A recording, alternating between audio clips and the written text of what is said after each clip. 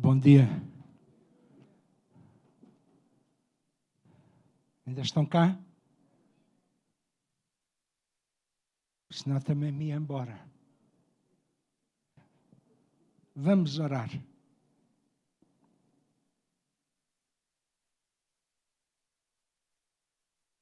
Querido Deus, nesta manhã estamos na Tua presença e ao redor da Tua palavra.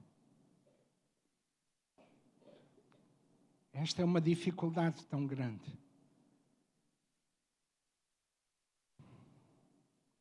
Sentimos-nos embaraçados tanto ao anunciar como ao escutar.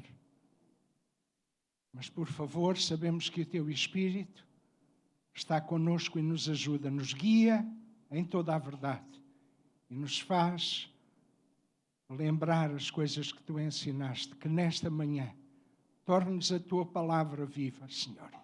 Porque eu sei que ela está abençoada, é ela que consegue penetrar onde nada mais consegue.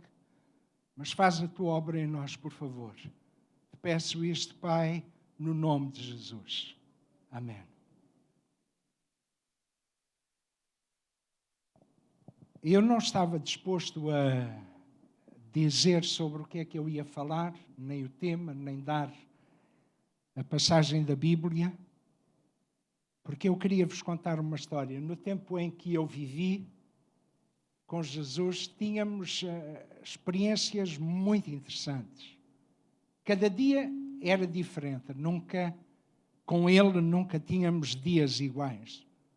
Umas vezes encontrávamos em lugares desertos, outras vezes estávamos em cidades e as coisas que Ele fazia realmente impressionavam-nos. Alguns dias antes deste episódio que eu vou falar convosco, nesta manhã, foi impressionante porque Jesus retirou-se para um lugar e estávamos juntos. E nesse lugar juntou-se tanta gente. E à parte, Jesus chamou-nos e disse: sabem, eu estou com compaixão destas pessoas. E vejo-as andar desta maneira e provavelmente até vejo a fome física, não só a espiritual, mas a física também. E depois perguntou: quantos pães é que vocês têm convosco? 4 pãezinhos e alguns peixinhos. Ele disse: então vamos pegar nisso e vamos distribuir. E nem fazem ideia. Mais de 4.000 homens, sem contar mulheres e crianças, ficaram saciados. Depois disto, apareceram fariseus e saduceus e nós ficámos um bocado apreensivos, porque das coisas mais difíceis que acontecia é que tínhamos uma paixão grande pelo Mestre, Jesus. Mas quando apareciam estes 2 grupos de homens, normalmente cheirava a sarilho. E a Escritura diz que eles vieram para o tentar. Mostra-nos um sinal, faz qualquer coisa esplendoroso. E nós estávamos a lembrar, era tão bom que estes não estivessem hoje aqui, mas que tivessem estado ontem ali, onde se comeu. Aquilo é que foi espantoso. Eu acredito, ainda não tenho fome. E vocês também não. Todos satisfeitos. Mas estes homens vieram para tentar Jesus. Pediram um sinal. E Jesus disse: não vou dar sinal nenhum. Vocês conhecem os tempos quando no fim do dia está ao fundo rosado, vocês dizem: amanhã vai ser um dia de sol.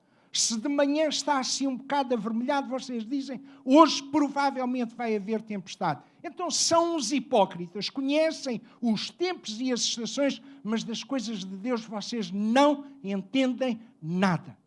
Mas quando Ele se virou para nós, para que nos guardássemos do fermento dos fariseus e dos saduceus, ficámos apreensivos porque nos tínhamos esquecido de aviar de pão.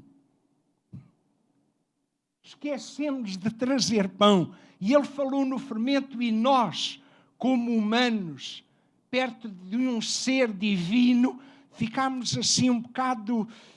E agora como é que vai ser? Provavelmente Ele disse isto porque nós esquecemos de comprar pão. Mas ele tranquilizou, não, eu não estou a falar desse tipo de pão. Eu quero que vocês se guardem do fermento dos fariseus e dos saduceus. Logo a seguir, fomos para uma terra onde nunca tínhamos estado, Cesareia de Filipe.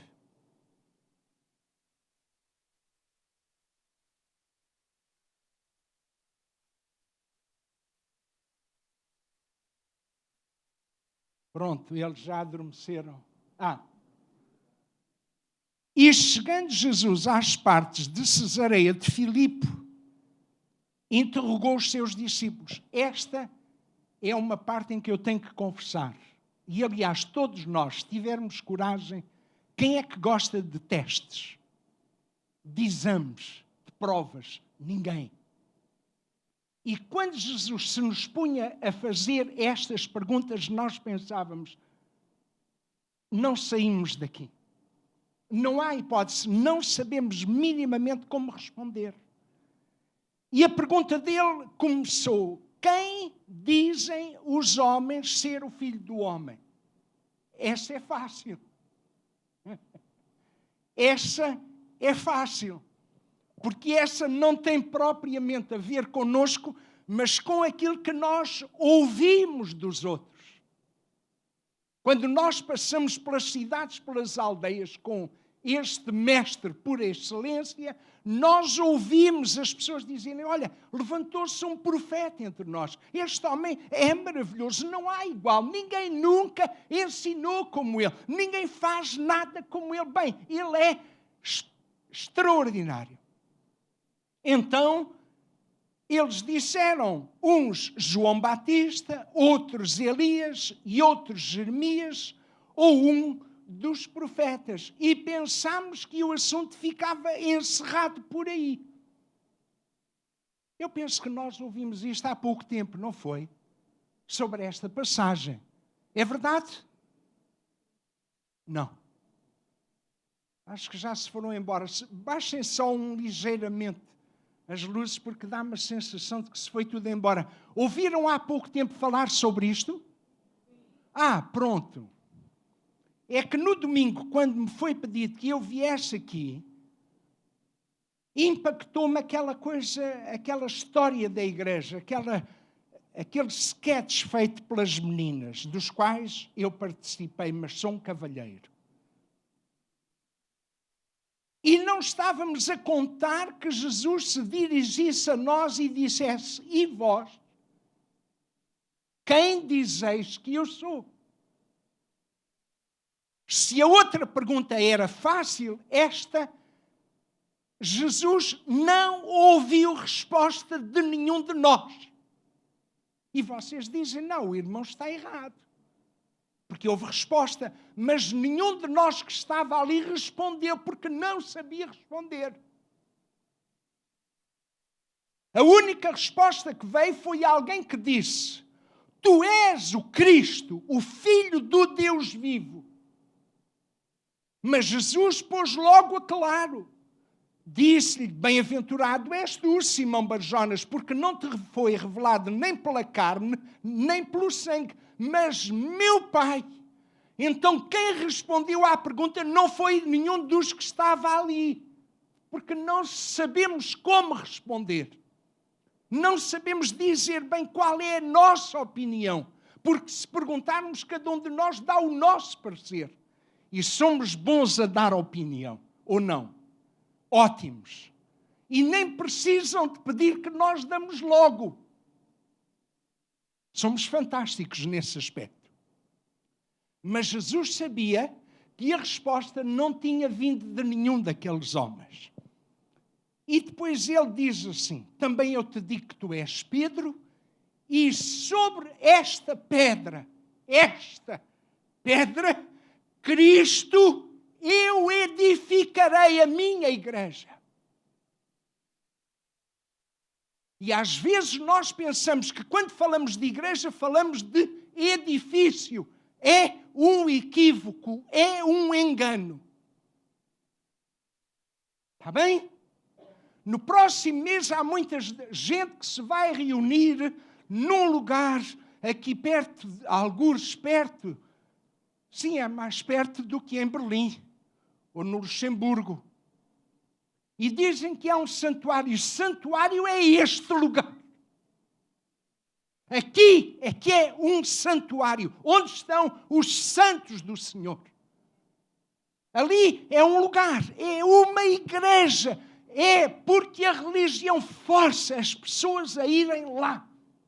Tem que tratar. Se eu não fizer, eu vou falhar. Eu preciso de ir para ver se de alguma maneira consigo convencer Deus da minha inocência, do meu sacrifício, do meu esforço, da minha capacidade de dar resposta àquilo que Deus quer de mim. Isto não é igreja.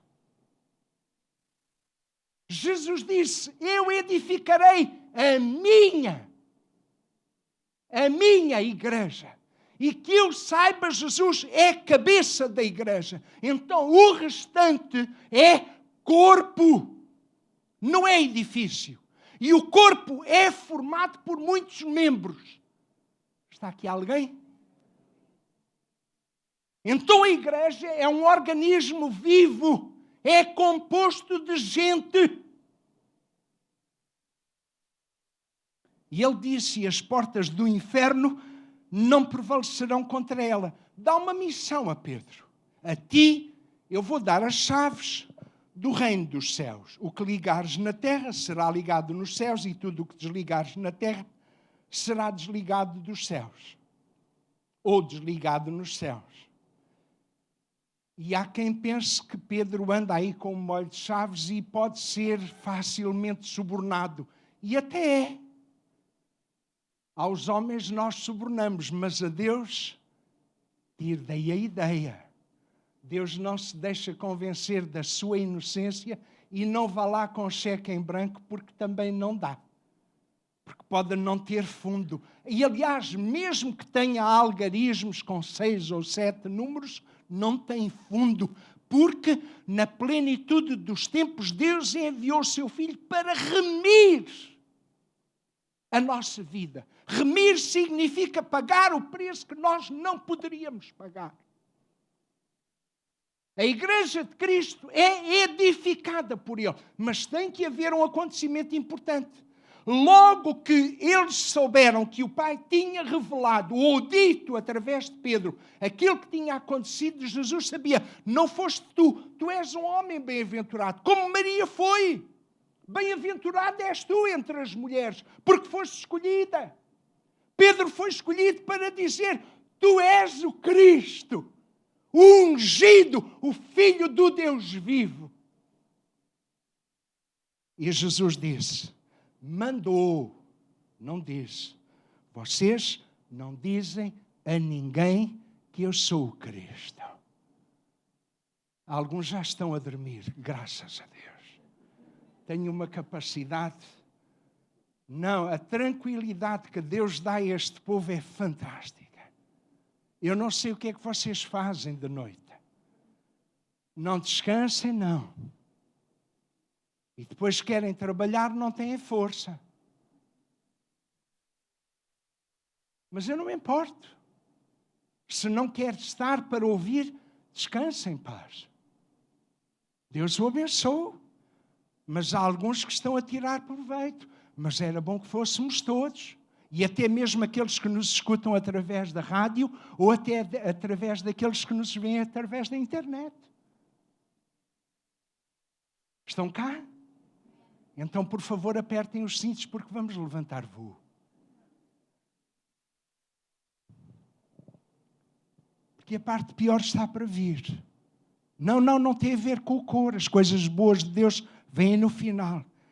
Desde que ele disse, mandou aos discípulos que a ninguém dissessem que ele era o Cristo.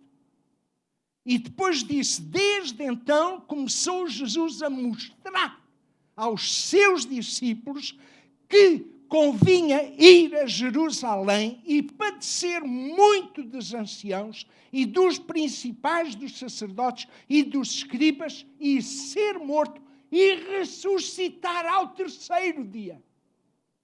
Estamos perto da Páscoa.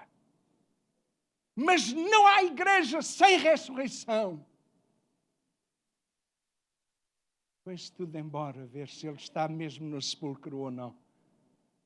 Não há igreja sem ressurreição.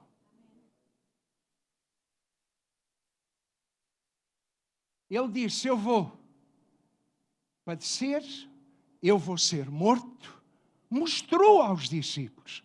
E eles não entendiam. E depois o mais interessante é que às vezes nós lemos a Escritura e eu li. E ontem eu estava a dizer à minha esposa, eu não sei o que é que eu vou falar. Que é muito complicado. Isto não é um livro. Isto é o livro. Selado com sangue desde a primeira à última página. E eu estou apaixonado por este livro. Quando Jesus disse, eu vou padecer, vou ser morto, mas eu vou ressuscitar, Pedro chamou-o à parte. Estão aqui, não estão? Senhor, não te importas? Chega aqui, tenho uma palavrinha para te dar. Eu parece que estou a ver. Eu lembro-me disto, porque ele foi nem a um tiro de pedra. Ficou ali perto. E todos nós ficámos com as antenas no ar. Deixa lá ver o que é que Pedro vai dizer. Senhor, tem compaixão de ti. De modo nenhum te acontecerá isso. Começou a repreendê-lo. Quer dizer, e eu ponho-me a pensar. A resposta de Jesus é, para trás de mim, Satanás, que me serves de escândalo. Porque entendes as coisas dos homens, mas as coisas de Deus estão-te vedadas. E nós ficamos agora aqui a refletir por um pouco, porque estamos a aprender. Está bem? Estamos a aprender. Eu não estou a pregar. Estamos a aprender. Estamos a ser ensinados por Deus. Jesus entendeu que aquilo que Pedro tinha dito anteriormente era do Pai. O que estava a dizer agora vinha ungido do inferno. De modo nenhum te acontecerá isso. Tem compaixão de ti. E Jesus repreendeu Satanás, não repreendeu Pedro. Porque a sensibilidade que muitas vezes nós temos para as coisas de Deus, muitas vezes e sem querer, estamos a dar lugar ao diabo. E precisamos de ter cuidado. Ter discernimento para entender isso. Voltando-se para ele, diz, para trás de mim, Satanás, que me serves de escândalo, porque não compreendes as coisas que são de Deus, mas só as que são dos homens. Então disse Jesus aos seus discípulos, porque às vezes nós tiramos esta palavra para uma outra coisa, mas logo a seguir Jesus diz, se alguém quiser vir após mim, porque eu vou a Jerusalém. Estão cá? Eu vou a Jerusalém. Eu vou ser maltratado. Eu vou ser morto. Mas ao terceiro dia vou ressuscitar. E Jesus diz aos seus discípulos, se alguém quiser vir após mim. Nessa altura eu escusava-me. Mas hoje não sou capaz. Renuncie-se a si mesmo. Tome sobre si a sua cruz. E siga-me. Porque qualquer que quiser salvar a sua vida, perdê-la-á. E quem perder a sua vida por amor de mim, achá-la-á. É o que ele propõe aos seus discípulos. Quando nós chegamos a Atos dos Apóstolos, aqueles que trouxeram a Bíblia, porque esta não vai passar ali de certeza. Porque eu quero que escutem. Porque às vezes nós distraímos a ver as letras e não vemos bem. Diz a Bíblia em Atos 1:3, aos quais também, depois de ter padecido, se apresentou vivo, com muitas e infalíveis provas, significa que não havia maneira de dar a volta e dizer, ele não ressuscitou. A vida após a morte de Jesus é mais importante num aspecto do que a sua própria crucificação. Sem ressurreição não há fé. Sem ressurreição é vã a nossa fé. Claro que se ele não tivesse morrido, não tínhamos a hipótese de ser salvos. Mas o projeto dele, que era edificar a sua igreja, estava por um fio se ele não ressuscitasse. Mas a Bíblia diz que se apresentou vivo com muitas e infalíveis provas. Não há hipótese de dizer não é ele, não o fez. Os homens arranjaram maneiras. Os irmãos sabem que nesta altura há muitos filmes que falam sobre isso. E há muita gente até que não acredita que Jesus tenha ressuscitado. Mas isso não é um problema meu, é um problema deles. Eu estou consciente que Jesus está tão vivo hoje, neste lugar, como qualquer um de nós. Onde estiverem 2 ou 3 reunidos em meu nome, eu estou no meio deles.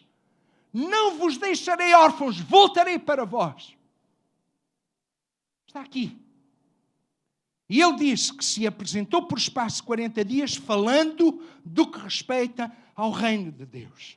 No versículo 22 diz, começando desde o batismo de João até ao dia em que dentre nós foi recebido em cima, um deles se faça connosco testemunha da sua ressurreição. No capítulo 2 diz, ao qual Deus ressuscitou, no verso 24. No verso 32 diz, Deus ressuscitou a este Jesus do que todos nós somos testemunhas.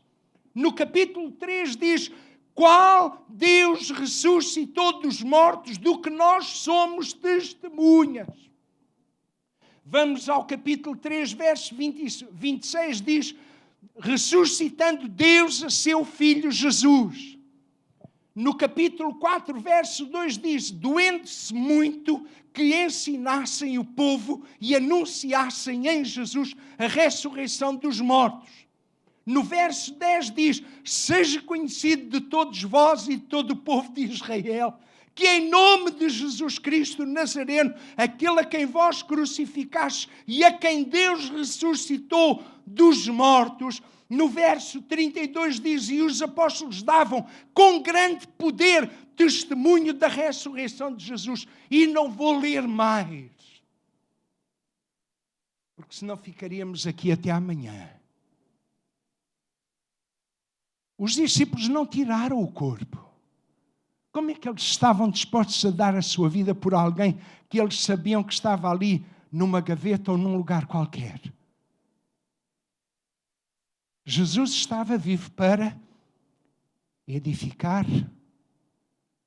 a sua igreja. Se sem ressurreição não há igreja, agora vou falar seriamente contigo e comigo. Sem novo nascimento, nunca, mas nunca, escuta bem, nunca farás parte da Igreja de Cristo. Podes te congregar conosco, podes vir as vezes que tu quiseres a este lugar, podes orar como Jestvet mencionou. Podes fazer muitas coisas, podes ter uma Bíblia, podes pedir assim, que alguém autografe, que alguém assine nela, mas se não nasceres de novo, se não seguires o caminho que Ele mesmo estabeleceu, não tens hipótese de fazer parte da igreja. Porque um dia Jesus vem buscar a sua igreja. E se a igreja somos nós, a Bíblia diz num versículo lindo, e todos os dias acrescentava o Senhor à igreja aqueles que se haviam de salvar. E nós estamos num ministério que é mais difícil do que todos os outros ministérios. Não tenham dúvida. Nas outras comunidades, as pessoas têm os seus trabalhos, as suas famílias, os seus hobbies, e aos dias marcados para ir ao culto, eles vão e encontram-se com os irmãos. Agora nós vivemos diariamente uns com os outros. E esta? Hã? É ou não é verdade? Claro que não vivemos com os que estão na Azambuja, nem com os que estão em Santarém ou Setúbal, nem com os que estão na Posidónia ou no Lourel. Mas a gente descobre-se, é só virar uma pedra, lá está um de nós. E não somos de fácil trato, porque nós viemos das camadas mais baixas. Porque Deus ia acrescentando à igreja aqueles que se haviam de salvar. Não fui eu que me esforcei. Não fui eu que tive que fazer peregrinação a lugar nenhum. Foi Ele que na sua misericórdia me encontrou na minha miséria, a ti na tua miséria, e trouxe-te. Trouxe-te. Porque Ele sabe o potencial que tens dentro de ti, fazendo parte deste corpo, que é a sua igreja. Que honra, que privilégio. Perfeita? Nunca.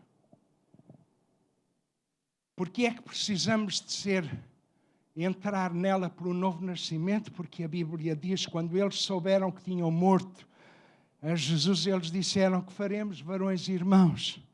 E disse-lhes Pedro: arrependei-vos, e cada um de vós seja batizado em nome de Jesus Cristo para perdão dos pecados, e recebereis o dom do Espírito Santo. No versículo 41 do capítulo 2 diz: de sorte que foram batizados os que de bom grado receberam a palavra, porque alguns não. Alguns dos que aqui estão nem querem, não estão nem aí. Eu não vim para cá para estar a ouvir destas coisas. Tenho pena. Deus trouxe-te para tu encontrar salvação, estabilidade, segurança nele. Mas tu não queres, eu não posso fazer nada. Agora, se tu estás perdido, se te sentes perdido, sentes que és impotente de fazer alguma coisa para mudar a tua vida, estás no lugar certo onde Deus pode trabalhar. Mas os outros são imperfeitos. Bem-vindo ao clube. Ouvi uma coisa no domingo que me espantou. O pastor Vítor Pinto disse que alguns dizem que aqui já não há amor como antes. E eu penso seriamente sobre as coisas. Porque quando nós chegávamos, não tínhamos nada. Estão aqui? Não tínhamos nada, nem ponta por onde se lhe pegasse. E vimos o cuidado, o amor, o carinho, a atenção com que nos trataram. Alguém pode dizer alguma coisa? Se dizes que hoje não há, é porque tu não tens demonstrado aquilo que recebeste. Toma. Se os outros não veem, é porque alguns se esqueceram de demonstrar, receberam e pensaram: eu só estou cá para receber. Estou cá para ver, sou verbo de encher. Encham-me de beijinhos, de mimos, de graça, de cuidado. Dê-me tudo, mas de mim não levam nada. Faz-me lembrar a história de um pastor que tinha um membro da igreja que estava doente e que foi para o hospital e um dia queixou-se ao pastor: Tony, pastor, estive doente e ninguém me viu. Ninguém foi ver-me. Tive uma quantidade de tempo no hospital, tive uma quantidade de tempo em casa. Ninguém quis saber de mim. Vou à igreja, o irmão sabe que eu sou fiel, sou um dizimista. Eu faço tudo o que está ao meu alcance, mas ninguém me foi ver. Pastor atrapalhado ou acabrunhado. Ele teve revelação de Deus e ele disse: deixe-me só perguntar-lhe, irmão, quantas vezes é que o irmão foi visitar aos hospitais? Quantas vezes é que o irmão foi à casa de outros, sabendo que eles estavam doentes?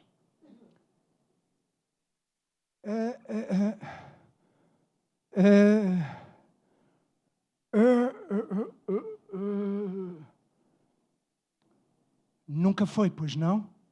Então não se queixe de que não o visitaram.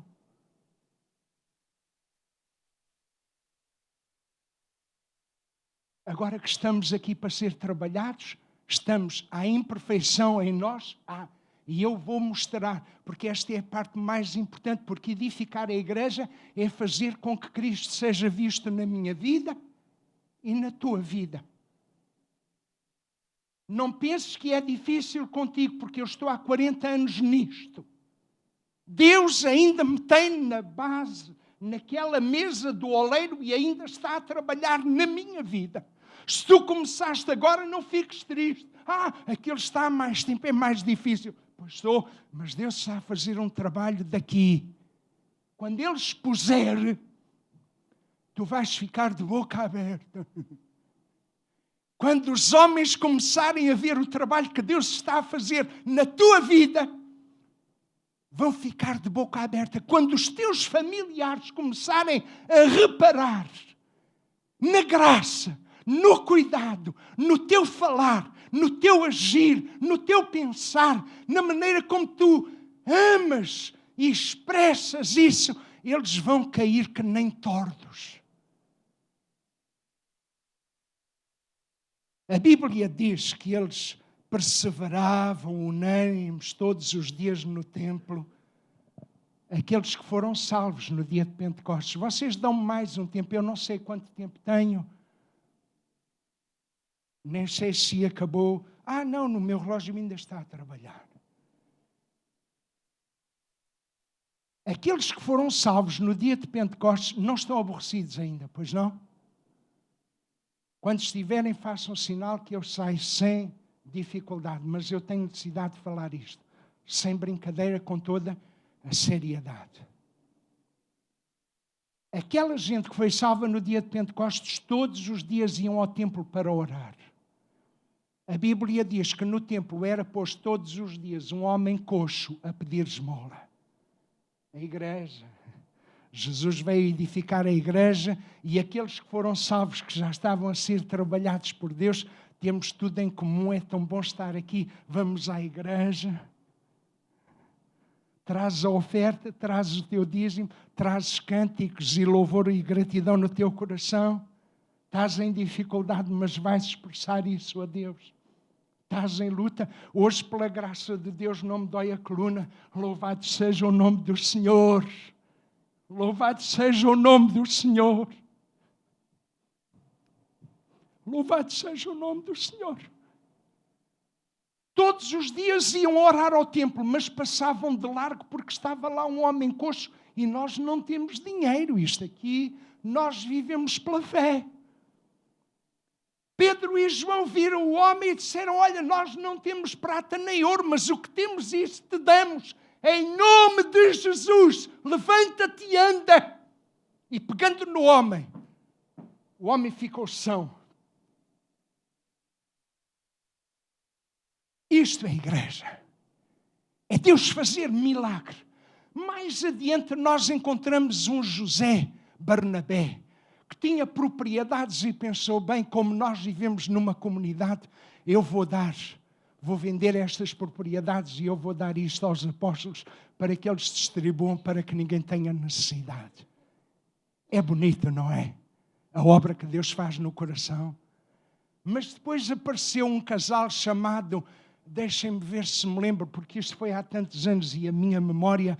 Ananias e Safira. Eles disseram, olha, a gente também tem aquela propriedade... E eu não sei, eles até são capazes de pôr lá uma lápide a dizer, esta igreja foi construída com os donativos de Ananias e Safira. Nós até podíamos fazer isso. Vendíamos a propriedade, ficávamos com algum como pé de meia. Não somos obrigados a dar tudo. Damos esta parte, ficamos com a outra. Está bem, vamos nessa, eu alinho contigo. Sabem o que é que lhes aconteceu? Sabem? Morreram os dois porque enganaram a Deus.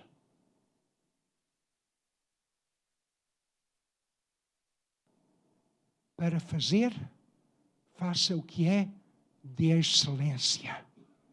Não engane Deus. Não engane. Não faça as coisas de qualquer maneira. No capítulo 6 diz que o grupo era tão grande que as pessoas já estavam a murmurar que alguns eram esquecidos na altura da distribuição dos alimentos. Graças a Deus, porque aqui nós não murmuramos. Bendito seja o nome do Senhor. Eu nunca ouvi ninguém murmurar, a não ser eu. E eles murmuraram. Então porquê é que os nossos estão a ficar para trás e os outros é que estão a receber? Espera, deixem-me ver a vossa expressão. Parece que acertei em alguma coisa, desta coisa da murmuração. Também havia. E os apóstolos acharam por bem, vê lá se está bem assim. E os apóstolos acharam que o melhor a fazer era: escolham entre vós 7 varões cheios do Espírito Santo, cheios de sabedoria, porque não convém que nós deixemos a palavra para servir às mesas, mas escolham entre vós. E escolheram 7 homens, ungidos por Deus para fazer aquele trabalho. Nunca mais houve queixa. Filipe desceu a Samaria para pregar o Evangelho. E havia um homem que se dava às artes mágicas, chamado Simão, que não está aqui nesta manhã, que eu disse que ele não viesse para não o envergonhar. E ele, vendo os sinais que fazia Filipe, ficou todo contente, foi salvo. E depois, quando chegaram Pedro e João para orar por eles, para que eles fossem cheios do Espírito Santo, Simão pensou: epá, isto é uma mina. Se eu ganhava dinheiro quando era incrédulo, fazendo agora com a imposição de mãos, e as pessoas são cheias do Espírito Santo, isto é uma mina, isto vai dar dinheiro. E ele dirigiu-se a Pedro e a João e disse: dê-me desse poder também a mim, para que quem eu impuser, ou sobre quem eu impuser as minhas mãos, também receba. O teu dinheiro seja contigo. Tu não tens parte neste negócio. O teu coração não é bom para com Deus. Mas eram pessoas que tinham sido salvas. Isto é igreja, é realidade. Este corpo que está aqui é imperfeito. Mas eu dou graças a Deus porque o meu trabalho ninguém o faz. Mas eu também não sou capaz de fazer o trabalho de muitos dos que aqui estão. Jesus sabe a função que nós podemos desempenhar no corpo, mas quer excelência.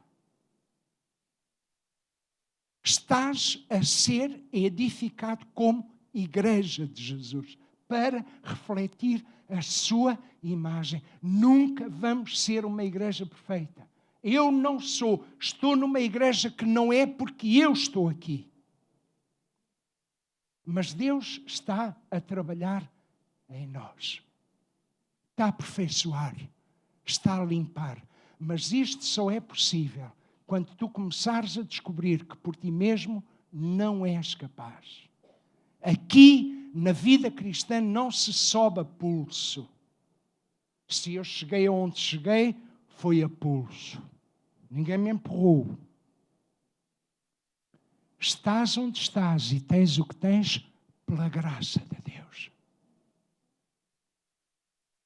Pela graça de Deus. E tudo quanto te vier à mão para fazer, faz conforme todas as tuas forças. Este lugar é o melhor lugar para Deus separar o trigo do joio. Quando eu fui estudar no Instituto Bíblico, entramos 36 no mesmo ano. Ganda fornada. Tudo com a visão. Deus chamou-me. Eu estou aqui para me preparar para o servir. Sabem quantos é que graduamos? Ao fim de 3 anos de vivermos juntos? Eu não digo. Mas no princípio todos disseram: eu estou aqui com uma chamada de Deus, aconteça o que acontecer. E ainda hoje no coro que estávamos a cantar, não importa o que eu tenha que passar, o que eu tenha que esperar, corajosos é homens como aquele milagre que está ali. Aquilo é um milagre. Vocês estão à espera de quê? É um milagre. Pastor Pedro Leal é um milagre de Deus aqui hoje. Mas gostávamos de ver. Está ali. Esteve aqui. Tu és um milagre de Deus. Podes ainda ser mais. Um dia, claro, ele vai partir e eu também, se calhar ainda vou primeiro do que ele. Mas quando eu for, eu vou dizer que vocês também estão à espera. Mas a igreja és tu e eu. Estamos a ser trabalhados. E ele diz, eu edificarei a minha igreja e as portas do inferno não prevalecerão, não é contra ti nem contra mim, mas contra a igreja. Enquanto estiveres protegido, podes estar garantido que tens futuro aqui. Mas tu sabes que muitos têm entrado e muitos têm saído porque não aguentam a pressão. Porque é aqui o forno onde Deus trabalha os homens. E eu fico contente por aqueles que aqui permanecem. Quando eu entrei, ainda estão aí pessoas que eu conheço. Há muitos que já foram. Outros já partiram para o Senhor. Mas estamos a ser trabalhados, Chico. Pinheiro. Também está cada vez mais velhote, mas aguenta-se ali. Queridos amigos, é uma honra fazer parte da igreja convosco. Deixem-se trabalhar por Deus. E como o pastor Pedro Leal disse, por outras palavras, se nós perdemos de vista o objetivo, ficamos a olhar para as circunstâncias. Deixe Deus trabalhar na sua vida. Se hoje é dia de Deus fazer algo mais, deixe-o fazer. Está bem? Quero agradecer-te, Senhor, pela bênção de fazer parte desta igreja. Não desta, no sentido de lugar, mas de pessoas que foram salvas e remidas por ti, porque fazemos parte de uma igreja tão grande. Somos apenas uma partícula e eu louvo-te por estarmos nós aqui a crescer, trabalhando e batalhando uns com os outros para atingir o objetivo. Dou-te graças por a tua obra em cada um de nós. Ainda somos material em bruto, mas um dia tenho a certeza, Senhor, que vamos refletir a tua glória, porque tu prometeste que aquele que em nós começou a boa obra a aperfeiçoará. Ajuda-nos a dar o nosso melhor para os outros. Ajuda-nos a receber aqueles que tu vais trazendo para o corpo da melhor maneira, com amor, com carinho, com atenção, porque se tu os pões aqui, é porque tens um plano e um propósito para a vida deles. Que nenhum de nós seja tropeço para quem quer que seja. E que tu nos abençoes e guardes, Senhor.